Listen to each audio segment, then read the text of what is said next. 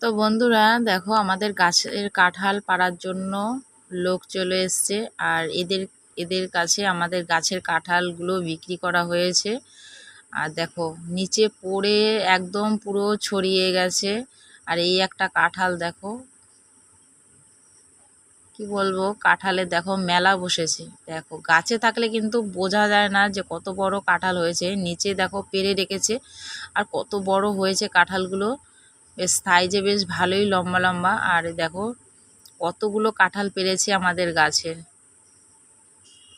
আর এরা হচ্ছে কাঁঠাল, মানে আমাদের পাড়ার সমস্ত কাঁঠাল এই বাড়ি ওই বাড়ি থেকে এরাই নিয়ে যায়। আমাদের কষ্ট করে আর যেতে হয় না বাজারে। আর দেখো কিভাবে কাঁঠাল পাড়া হচ্ছে, তোমরা একটু দেখে নাও। তো কত বুদ্ধি, দেখো কাঁঠালটা নষ্ট হবে তার জন্য দেখো দড়ি বেঁধে কাঁঠাল দেখো কি করে পাড়া হচ্ছে। আর গাছের ওপরে কিন্তু লোক আছে। এই দেখো দড়ি বেঁধে বেঁধে কি সুন্দর করে নামিয়ে নিচ্ছে কাঁঠালটা।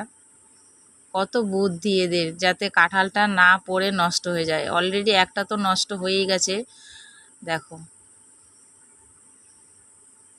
একেই বলে ব্যবসা। ব্যবসায় বুদ্ধি না হলে কি হয় বলো।